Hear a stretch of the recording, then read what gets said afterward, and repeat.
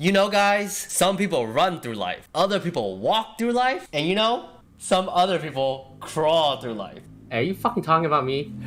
Anyways, so essentially the topic I want to talk about is like what are the general sets of behaviors and characteristics that makes a person successful. I kind of want to talk about that. Yeah. And one of the things that I've been thinking about recently is just the 5 stages. So there's 5 stages of life, and it's just my own definition of what stages are. So the way I've evaluated the world, I broke it up into sort of each individual section because it seems to have some sort of important time frame that occurs in each of those stages. So the first one is before college. Before college. So right at 21 and before, right? Because most of the time, the natural inclination of life is 18 into 21. And then there's abrupt change from schooling into job, right? Or sort of work type thing. So there's an enormous change in that realm. You can say that there's an enormous change between 18 and 21, but for me, it's not really the case because it's still education, but in a different setting. So I put it at 21 and before. The second one is 21 to 30 because 30, I don't know why there's a significant, it signifies the end of youth for a lot of people. So it's just like, I'm not young anymore. I'm an adult. This is where you hear that quite frequently. Yeah, and like we see it a lot in the culture, right? It's like a lot of people's like, oh, when I hit 30, my knees when I hit 30 or whatever, right? Yeah, exactly. They make memes about it, right? And it's not, I wouldn't say that's not insignificant. There's a reason why 30 is just like this magic. I agree with that. It is arbitrary, but it's just what I view. It's just my worldview. The other one is from 30 to 45. This is when I see, people becoming parents and children, right? Like, so then it's just zero downtime for themselves. So before, between 21 and 30, there's a lot of free time, but work. You're just getting started in your early. Between 30 and 45, this is when you're solidly in your career, but you're swamped with kids or family type things. And then 45 to 65, I think is towards the latter part of your career. And after 65 is different. So I'm not gonna really go into between 45 and after. Not only because I'm not even that age, but it's just that's not my I'm not paying attention to that all that much. So I don't have that much ideas on that realm. I can only mention like a couple of things that I mentioned frequently. But let's just start with stage 1. So stage 1 and what I noticed is that if you've done well in stage 1, then it carries you. It's super. You will reach to very high levels very quick. So this is where you get your CEOs and stuff like that. I'm not saying that you can't get your CEOs from stage 2, but if you built up a significantly powerful resume before that point, not resume, but like resume in the sense of like what you've accomplished and what you've accomplished. So there's a very traditional one where just like kind of school projects and that type of thing. You do internships and that type of thing. I wouldn't classify that as truly successful. I think that's just you're working one step higher than the average person. So you're operating on a B level. Talking about A levels where you're talking about before high school and you already managed to buy your own house, that type of thing. Yeah. Like pretty successful in one particular realm. And usually people who I wouldn't say luck because I don't like, but people who've captured the right particular avenue at the right time. Yeah. So for example, when YouTube first started, you have something like Felix, right? PewDiePie, who capitalized it at stage 1, right? Capitalized it when he was like 18 or 19, right? You have mrbeast, right? mrbeast is an example of that. So and then Bill Gates for another one, right? So before 21 he became billionaire. So that type of thing. If you master those, then essentially after that point you're solid. If you're in stage 2 and you've done that, you also do really well in life. So you also be able to go to CEOs and type of that type of level. So this is where you get your Elon Musk type thing, where Elon Musk made his first sale on PayPal or some sort of like something in stage 2. So he did really well, and then he's able to carry that. So after once you see success in stage 3, 30 to 45, it's not as glamorous or glorious. It's just kind of natural state of things. But that's where most people fall in stage 3. I'm just hoping that I get my stage 2 completed.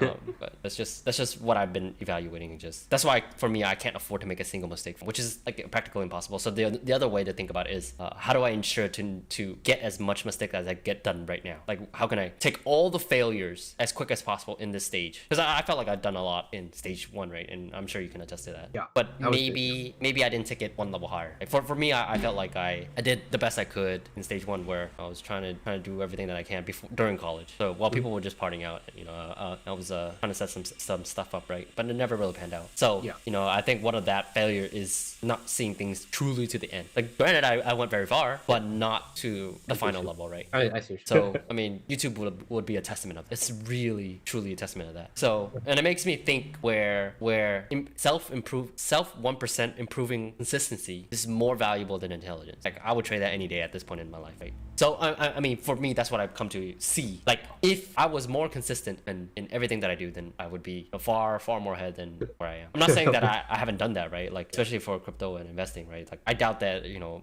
people would put in as much energy as I did. I'm probably towards the tail end of that. But there's still, this is such a huge problem where, you know, maybe that might not be enough though. Yeah. I mean, but wouldn't that also be part of the intelligence to know that you should be consistently doing something? It's not. I don't think so. I don't think that's the case. I mean, knowing it is one thing, doing it is another, right? Yes. Because then you can make the claim that everyone knows to be consistent, right? Everyone knows that in order to go to the gym, you just have to go to the gym. You get what I'm trying to get at? I would actually argue against that because a lot of people feels like, I do know quite a bit of people who's like, oh, when I go to the gym, I have to be doing the max very start. I have to do 200, whatever. However many, you know, bench press. You know what I'm trying to say? Well, maybe another way to frame it is that everyone who goes to the gym knows that they are not going to be jacked in one day. Yeah. Okay, everybody knows that, right? That's not even a mystery. So yeah, that's fair. So no one has that expectation. It's just how frequently do you go?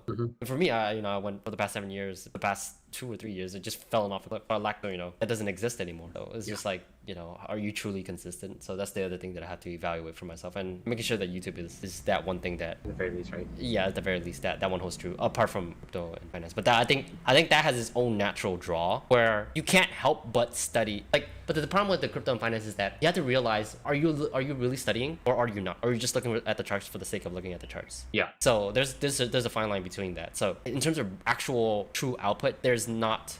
You might not have actually put in actual work. Yeah. And on top of that, are you actually even improving on top of that? So did you put in actual work, and did you put in improvement on top of that? It's the same thing like YouTube. If you just go back into our videos, right? Like, granted, we're still in the beginning, but it's still a marked improvement over since the very first one. Yeah, for sure. So 100%. that's the thing though, is just like, and then for me, I feel like I should have learned that lesson a long time ago. But the hard part is just that even, okay, so there's multiple stages, right? There's the first stage of getting started, which for me, that's not even an issue at this point in my life, right? Like, if I want to do something, I'll just do it. I'm getting old. What time do I have to spare to wait?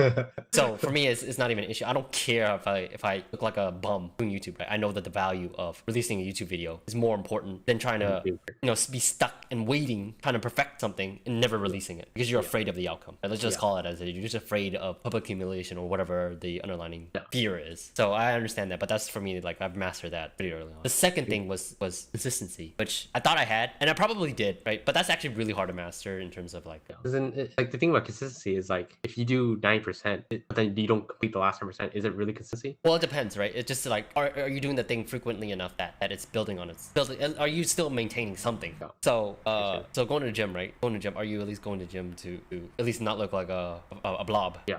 Which I do to a degree, but I'm barely even holding that together. So at this point, I can't even claim that. Yeah. But then on top of that, there's another layer on top of that, is like, are you improving 1%? So this is where, if you use the gym analogy, right? This is where you actually are really strong elite athlete, because you know, if you know to actually raise everything by 1%, you know every time you're about to do a bench press, you have to do more than what you did previously. Yeah. Like, obviously, you're gonna at some point, your body's not gonna be able to keep up with the amount that you output. But let me pause. There you go. Yeah. So I mean, at that point, you kind of know that if you add more weight than you did last time, right? And you know you're doing the same set. So if you know you're doing 4x8, right, and you're doing 135 pounds, and you know you're doing at least 4x8 with 140 pounds, you're going to improve. Yeah. Like, mathematically, it's in the equation. Now, if you do 4x8, 135 pounds, and then you do 4x7, 140 pounds, that's not so clear cut, is it? Yeah. So that's the thing though, you can't trick yourself into it. But if you know you did more weight, you know you're gonna get stronger. That's just the default thing. So when people say they plateau, it's just simply because it's hiding underneath all of that math. You're not actually outputting all of that. You're actually probably doing the same, you just don't realize it. Some form. So I mean, it took me a while to understand that, but I haven't been going to gym. Just been swamped with all of these. But you know, it's all of excuses. Fundamentally, it's just not as high of a priority list on my list than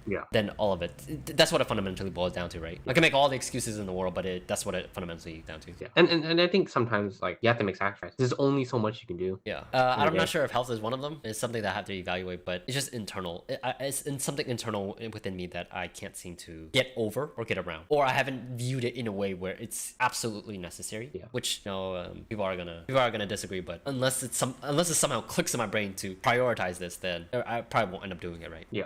So I mean, like, I have a feeling that, like, if everything pans out the way we wanted to pan out, then I'll have more time now. Then let's start working out. Yeah, right? of course, right. Yeah, for me, it's right up. It's the secondary list, the top of the secondary secondary list. For me, that's no, I agree with you. I mean, that's what happened last time. Like once I was able to free up some more time, I was like, you know what, let's work out because I have time to do so now, or have better time management. But when something has to give, usually the secondary list gives up first, right? Yeah, exactly. I don't think it's necessarily all that wrong. I mean, then again, right? Like people have to. Yeah. So that's what I've come to realize is it's very rarely. It's about stacking those things, right? It's about active improvement. And it doesn't matter after that point. It doesn't really matter what you go into. You'll be able to succeed, right? Like even if you had no knowledge about building rockets, right? Mathematically, does it not follow that even if you start at the beginning and you actively improve 1%, you'll be the best rocket engineer? Yeah. As long as you actually implement the 1% improvement.